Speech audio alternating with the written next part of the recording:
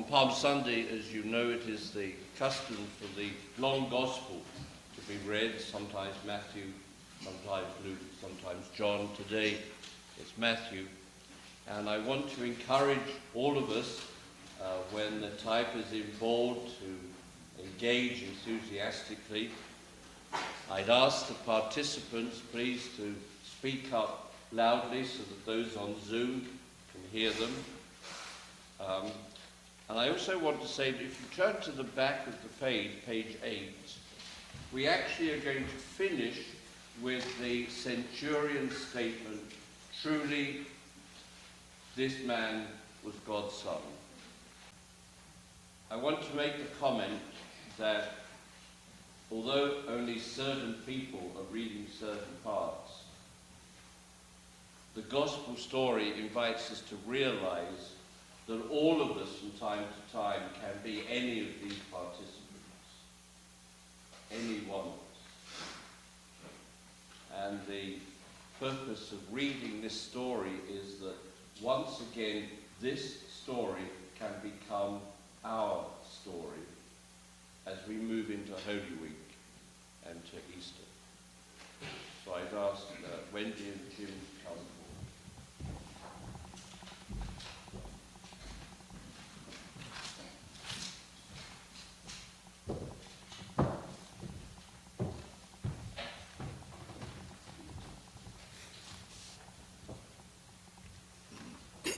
Hear the passion of our Lord Jesus Christ, according to Matthew. One of the 12, who was called Judas Iscariot, went to the chief priests and said, "What will you give me if I betray him to you?" They paid him 30 pieces of silver. And from that moment, he began to look for an opportunity to betray him. On the first day of unleavened bread, the disciples came to Jesus, saying, "Where do you want us to make preparations for you to eat Passover?" And Jesus said, "Go into the city to a certain man, and say to him, the teacher says, my time is near. I will keep the Passover at your house with my disciples." So the disciples did as Jesus had directed them, and they prepared the Passover meal. When it was evening, he took his place with the 12, and while they were eating, he said, "Truly, I tell you, one of you will betray me." And they became greatly distressed and began to say to him one after another, "Surely you will die, Lord." And Jesus answered, "The one who has dipped his hand into the bowl with me will betray me. The Son of Man goes as it is written of him, but woe to that one by whom the Son of Man is betrayed. It would have been better for that one not to have been born." Judas, who betrayed him, said, "Surely not I, Rabbi." and Jesus replied. "You have said so." While they were eating, Jesus took a loaf of bread, and after blessing it, he broke it, gave it to the disciples, and said, "Take, eat. This is my body." Then he took a cup, and after giving thanks, he gave it to them, saying, "Drink from it, all of you. For this is my blood of the covenant, which is poured out for many for the forgiveness of sins. I tell you, I will never again drink of this fruit of the vine until that day when I drink it new with you in my Father's kingdom." When they had sung the hymn, they went out to the Mount of Olives. Then Jesus said to them, "You will all become deserters because of me this night. For it is written, I will strike the shepherd, and the sheep of the flock will be scattered. But after I am raised up, I will go ahead of you to Galilee." And Peter said to him, "Though all become deserters of you, I will never desert you." and Jesus said to him, "Truly, I tell you, this very night before the cock crows, you will deny me 3 times. And Peter said to him, "Even though I must die with you, I will not deny you." and so said all the disciples. Then Jesus went with them to a place called Gethsemane, and he said to his disciples, Sit here while I go over there and pray." He took with him Peter and the 2 sons of Zebedee, and began to be grieved and agitated. Then he said to them, I am deeply grieved, even to death. Remain here and stay awake with me. and going a little farther, he threw himself on the ground and prayed, My Father, if it is possible, let this cup pass from me. Yet not what I want, but what you want. Then he came to the disciples and found them sleeping. And he said to Peter, So could you not stay awake with me 1 hour? Stay awake and pray that you may not come into the time of trial. The spirit indeed is willing, but the flesh is weak. Again he went away for the second time and prayed, My Father, if this cannot pass unless I drink it, your will be done. Again he came and found them sleeping, for their eyes were heavy. So leaving them again, he went away and prayed for the third time, saying the same words. Then he came to the disciples and said to them, Are you still sleeping and taking your rest? See, the hour is at hand, and the Son of Man is betrayed into the hands of sinners. Get up, let us be going. See, my betrayer is at hand. While he was still speaking, Judas, one of the 12, arrived.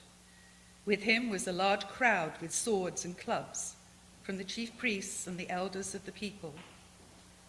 Now the betrayer had given them a sign, saying, The one I will kiss is the man. Rest. At once he came up to Jesus and said, Greetings, Rabbi. and kissed him. Jesus said to him, Friend, do what you're here to do. Then they came and laid hands on Jesus and arrested him. Suddenly one of those with Jesus put his hand on his sword, drew it, and struck the slave of the high priest, cutting off his ear. And Jesus said to him, Put your sword back into its place, for all who take the sword will perish by the sword. Do you think that I cannot appeal to my Father, and he will at once send me more than 12 legions of angels? But how then would the scriptures be fulfilled, which say it must happen in this way? At that hour Jesus said to the crowds, Have you come out with swords and clubs to arrest me as though I were a bandit? Day after day I sat in the temple teaching, and you did not arrest me. But all this has taken place so that the scriptures of the prophets may be fulfilled.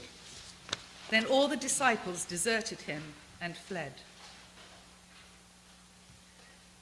Those who had arrested Jesus took him to Caiaphas, the high priest, in whose house the scribes and the elders had gathered.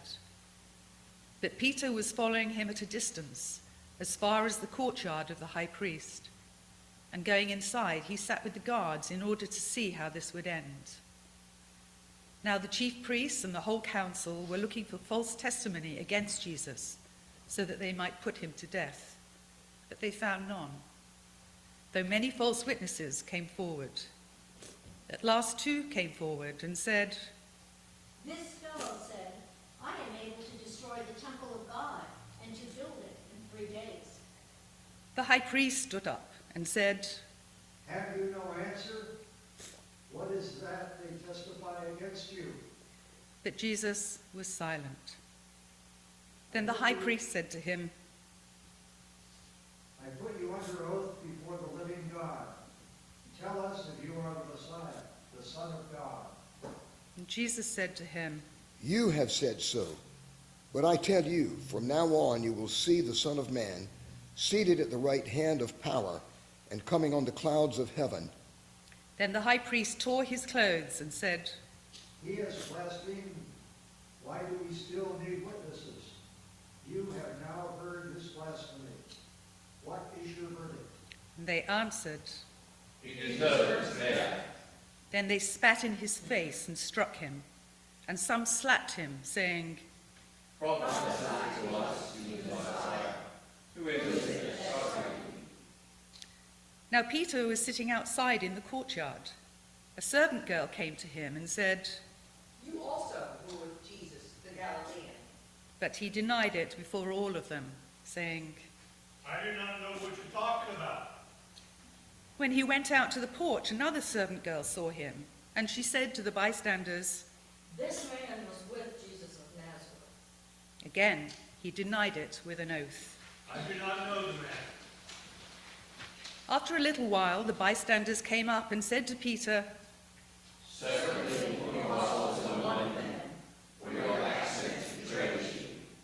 Then he began to curse, and he swore an oath. I do not know the man.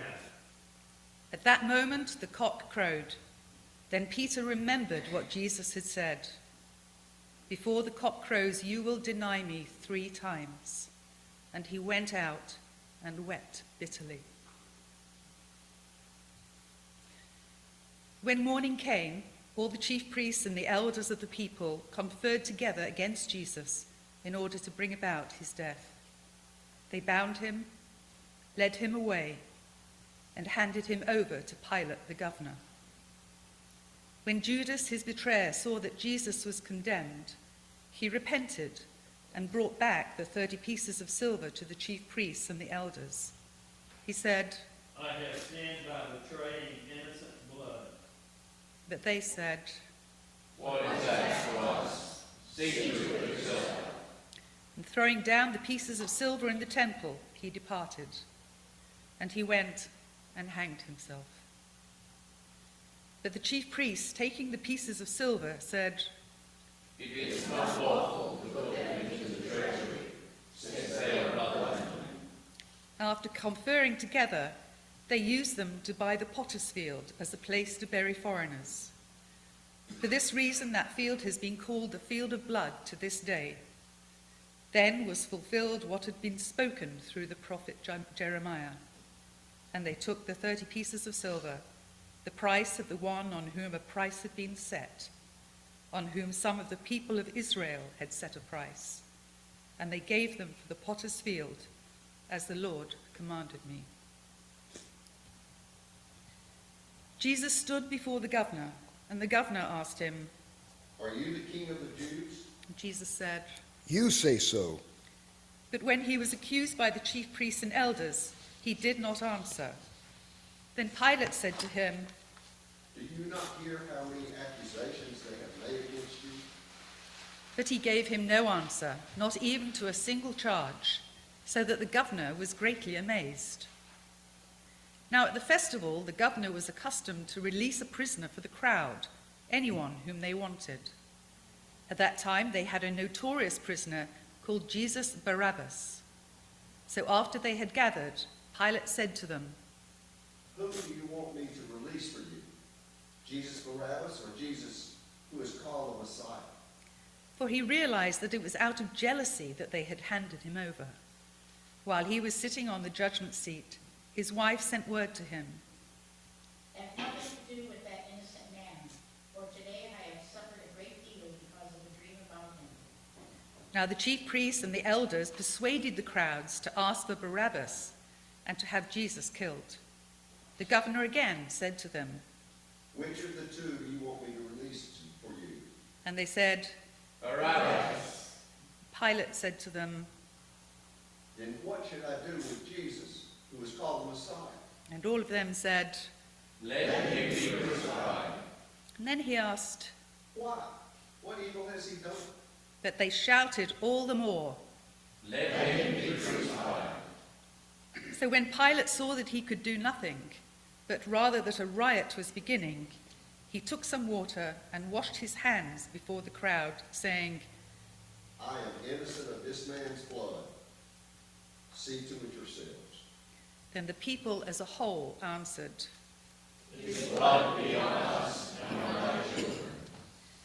So he released Barabbas for them, and after flogging Jesus, he handed him over to be crucified.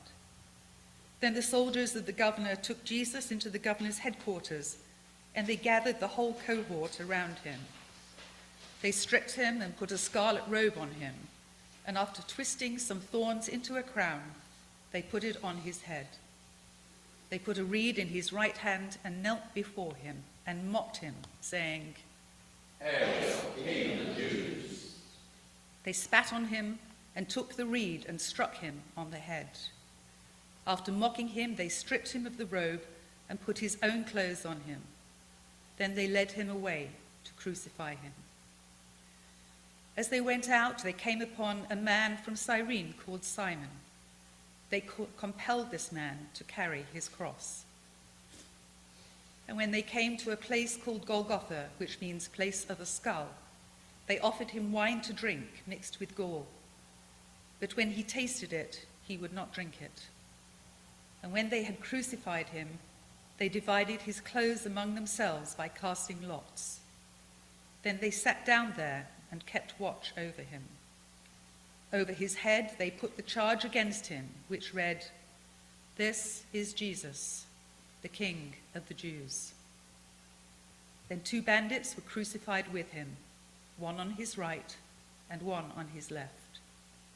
Those who passed by derided him, shaking their heads and saying, You who destroy the temple and build it in 3 days, save yourself. If you are the Son of God, come down from the cross. In the same way, the chief priests also, along with the scribes and elders, were mocking him, saying, He saved others, he cannot save himself. He is the King of Israel. Let him come down from the cross now, and we will believe in him. He trusts in God. Let God deliver him now, if he wants to. For he said, I am God's Son. The bandits who were crucified with him also taunted him in the same way. From noon on, darkness came over the whole land until 3 in the afternoon. And about 3 o'clock, Jesus cried with a loud voice, Eli, Eli, lama sabachthani. that is, My God, why have you forsaken me? when some of the bystanders heard it, they said, This man is calling for Elijah. and at once one of them ran and got a sponge, filled it with sour wine, put it on a stick, and gave it to him to drink. But the other said,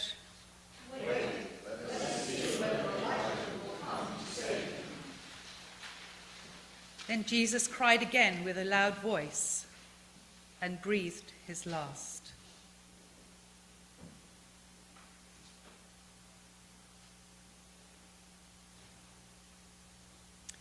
At that moment, the curtain of the temple was torn in two from top to bottom.